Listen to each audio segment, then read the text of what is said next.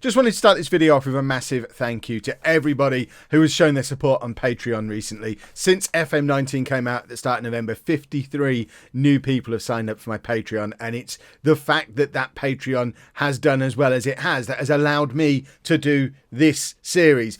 I couldn't do this series and Non-League to Legend and stream on Twitch regularly all at the same time. So in order to do this, I had to take a massive risk, make a big decision and stop Twitch streaming, which, I mean, realistically from a normal human point of view, that was a decent chunk of my income that I sacrificed because I was passionate about wanting to do this series. And thankfully, you lot have rallied around, supported me, and pretty much replaced that significant chunk of income that I sacrificed on Twitch via Patreon. And it means that we've been able to do the series. I'm doing something that I really wanted to do. Hopefully that excitement comes across. We've got the Twitter stuff going on with it as well. It's a lot of fun. And thankfully, it didn't bankrupt me. So everyone's a winner. Thank you for your support. If you do want to check out my Patreon, it does allow you to get your name in the game. We're getting very close to the first youth intake, which is going to be the first batch of Patreon backers that you see turn up in the game as well. You can do all that at patreon.com/LOLLUJO. The details are down in the description. But just thank you, because goodness me, was I afraid when I was planning this series. But it's come off. You're all awesome.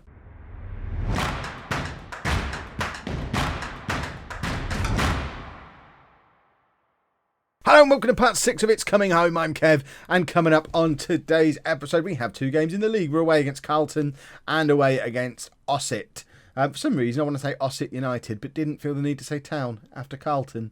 Don't know why that would be. Since you're last with me, and if you've been following along on Twitter, you'll probably be sharing my frustration, because we're in frustration, he says. We're in an all-time record undefeated run, which I think now runs at 9 or 10 games. 1, 2, 3, 4, 5, 6, 7, 8. 9 games undefeated, but 5 of those 9 have been draws. So as much fun as it is to be undefeated for a long period of time, we are finding ourselves still just hovering out right at the bottom of the playoff picture, a long way away from automatic promotion, and we know playoffs are a mess at this level. It's frustrating because we have spells where we look good enough and then it all goes wrong and we concede goals that we probably shouldn't have conceded.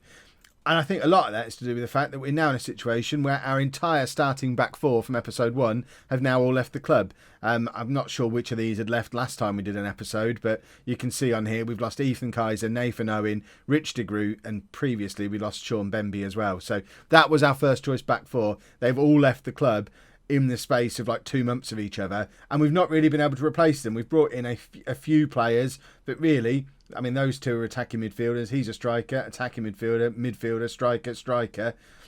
We can't find any defenders. And it's not for lack of trying either. If we have a look at our scouted players, you can see that I do have them filtered for defenders. I'm desperate to find defenders. And this guy, I'd love to sign this guy. He's playing for St Ives, only just down the road. He'd be a perfect signing. He's very interested.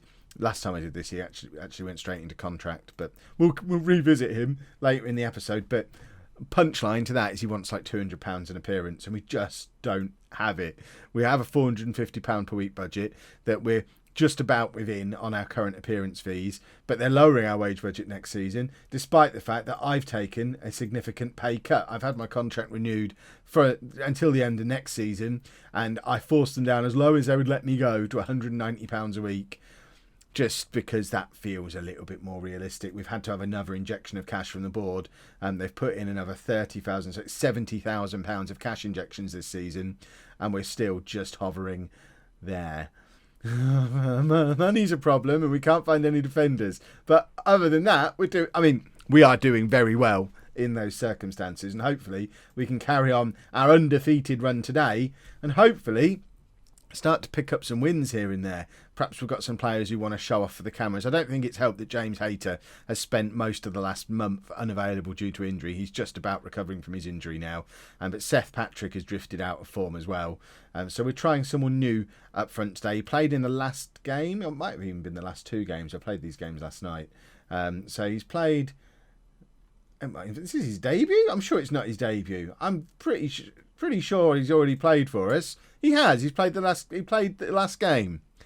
He's not anything special, but I'm trying. I'm trying to find. I haven't got any defenders to rotate around, so I'm trying to do it with attackers and see if that helps us win games. And we have got another debut guy at the back though, who is another youngster centre back, Ian Brown.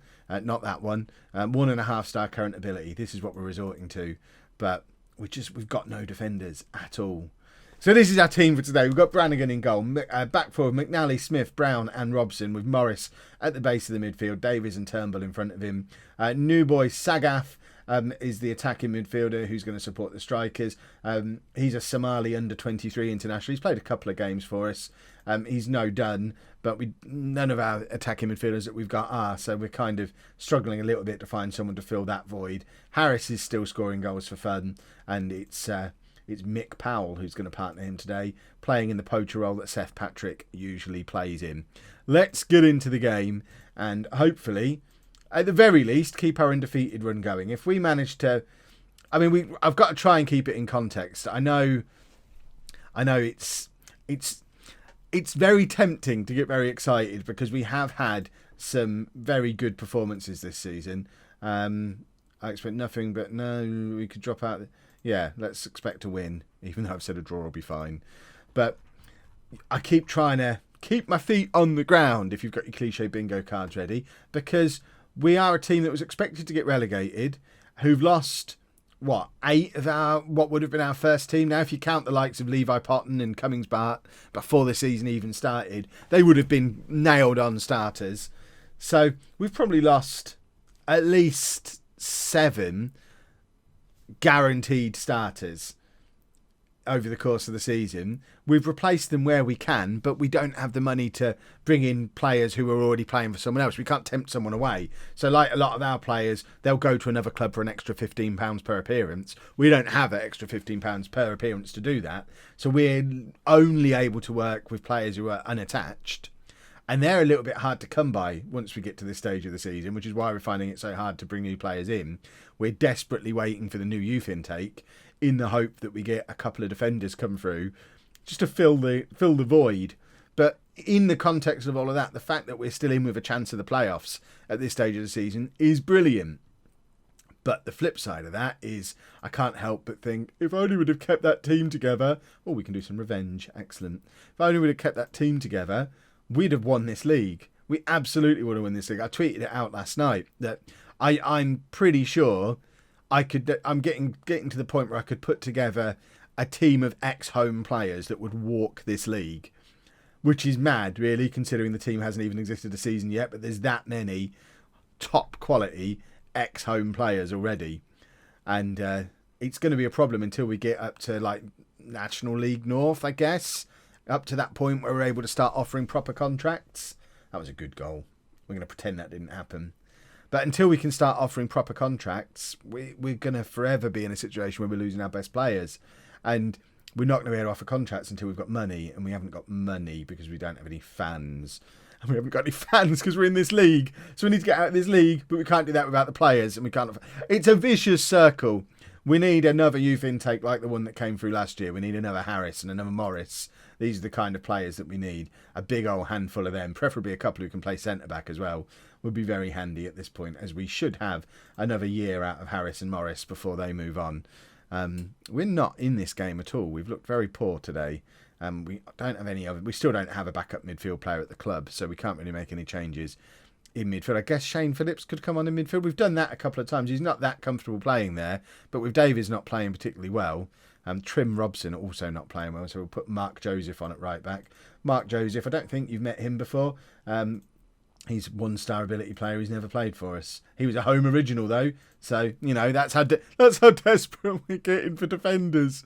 Oh, we need some defenders from somewhere. Show some passion, lads. Passion for defenders. That's what we need. Come on, Anthony, get out there and grab a goal. I think it's time to bring Seth Patrick on. I don't know why I've left it this late. We need a goal. We've got Seth Patrick there on the bench. Let's grab ourselves a goal. The Mick Powell experiment hasn't worked at all. And, goal line clearance. We can't have a 9-match unbeaten run, then turn the camera on and lose a match. I know I was moaning about a lot of them being draws, but I prefer draws to defeats. Let's go grab a draw from this game. Somebody, I've not said Anthony Harris yet in this episode. I don't think. I probably have. But he's looking anxious. He's probably anxious because he's forgotten what the ball looks like. What does it feel like to kick a football? I just don't know. It's been so long. Right, Turnbull over the top for Harris to chase. Finally, in the 90th minute, Sagaf is there. And if only he'd have been any good, he might have stuck that in the top corner. He had Patrick ahead of him and could have just slotted it into his path, but instead had a wild shot. Here is Seth Patrick. We've got about 20 seconds left. It's back to McNally, who I think he was aiming for Harris. It got nowhere near him. There's Joseph across to Phillips. Phillips has got McNally in space. We've got men in the middle. The cross is absolutely appalling, though.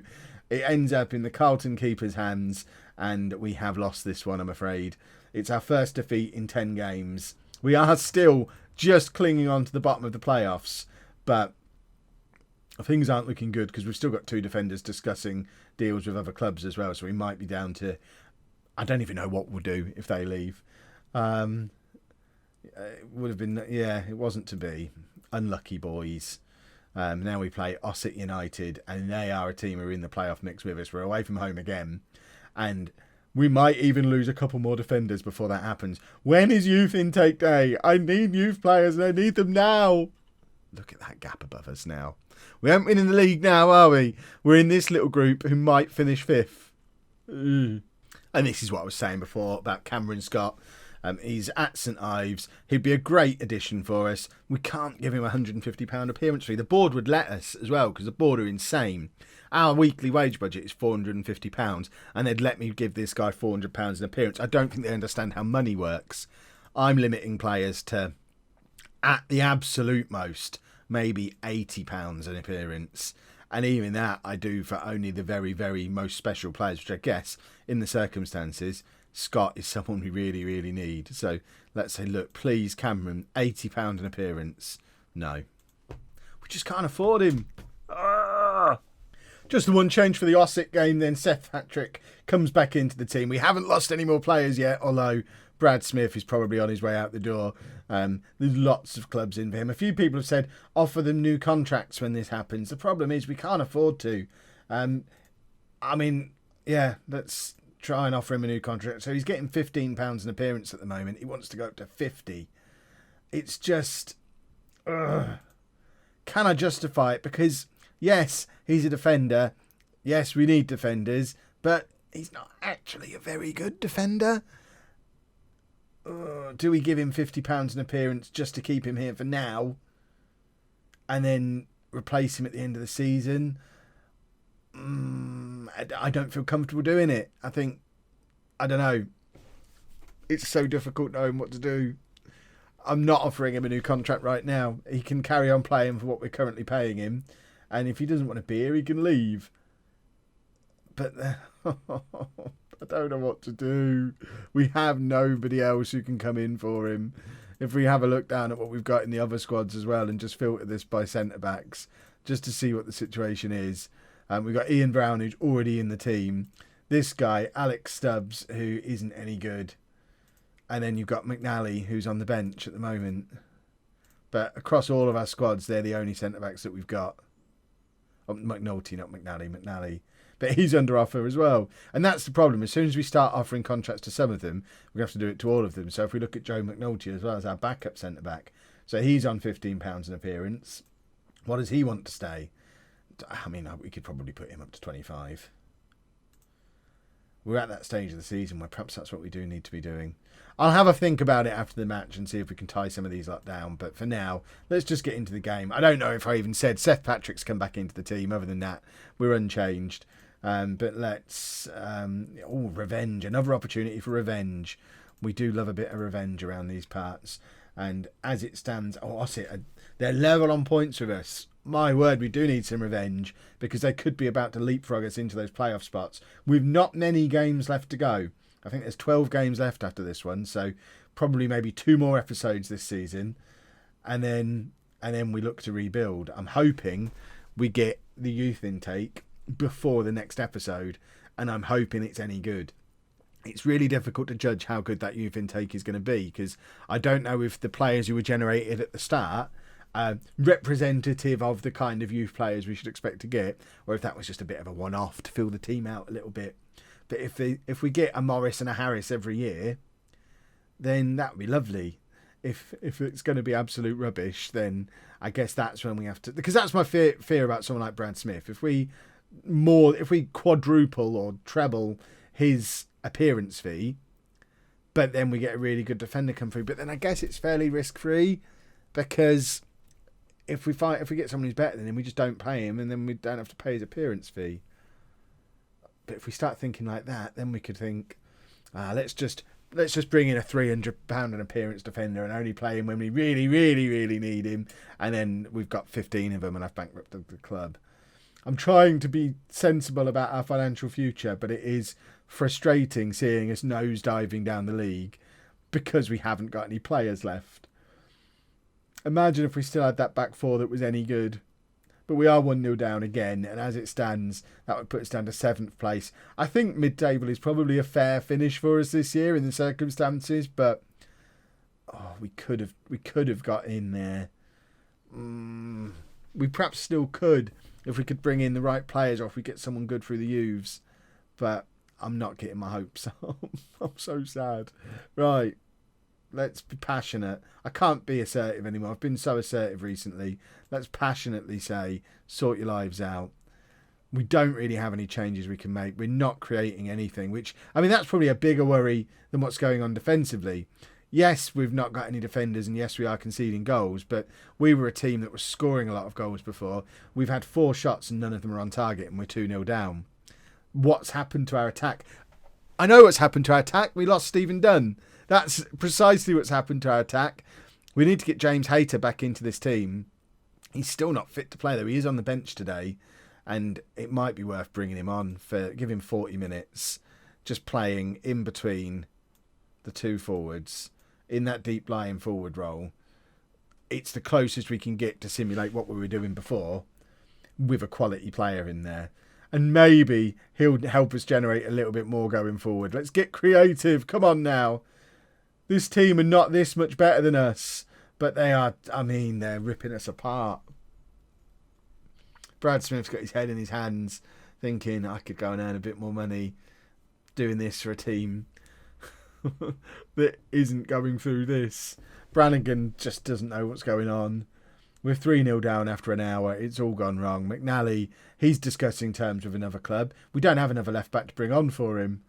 So we could take him off, but it'll be a tactical change to do it. Robson crosses to Patrick, who would have scored that when he was in form and happy, but apparently he's not anymore. Harris now with the corner, and it's to nobody. Morris picks it up, back to Brown. Brown lumps it forward to Hayter, who he's only nodded it, and he nodded it out of play. Seth Patrick's having a terrible game as well. Oh my word. Right. Let's adjust this. Get Sheridan on.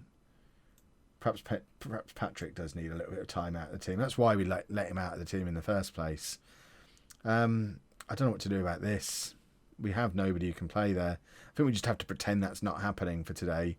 We're going to bring on Shane Phillips as well. Bring him on for Morris. Morris is... protect him a little bit. He's a youth player. Show some passion. Somebody show something. Show me anything. Show me a youth intake. That's what I want. Look, I'm so sad. Just stood there with my hands on my hips. I don't know what to do. Arms crossed now. So defensive. And here's Harris. Cheer me up, Anthony. Oh, there you go. Anthony Harris has scored his 30th goal of the season. There is a little ray of hope. Imagine if we can drag ourselves back into this game, anything could happen. We've got about 15 minutes left. We still have Harris. We have Hayter again for the first time in ages. Maybe today's... I don't think we're going to get ourselves back into it, but you never know. You can dream. Let's get creative. Come on, let's have another one. See, but you're inspired. Pay back that inspiration with a couple of goals. That would make me very, very happy. Why have they got the ball? That wasn't the instructions you were given. They're using their width against our very narrow midfield. And I find that, that's bordering on cheating as far as I'm concerned. They've identified a weakness in our team and they're exploiting it. And that's just not fair. We're not able to do that. You saw how many backup players we had. We have 2 first-team players who are not in our squad today, and one of them's a goalkeeper. We don't have the ability to make any kind of tactical tweaks or changes. We're doing this. We're going to keep doing it until we've got no players left at all, and we've lost again. And I mean, I want to tell them all it's okay and we'll be all right next season. But let's try. I get told to do this and I don't do it. Let's be aggressive. Training tomorrow. There you go. I've destroyed them.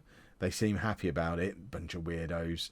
And this is going to be a long run into this season if we don't get some spectacular youth players arrive soon. When do teams release their youth players? Do they release when youth players generate? Do they, the ones that don't get signed for like League One clubs, do they all end up in the player pool as well? Is there going to be a whole load of free transfer players come out on youth intake day as well?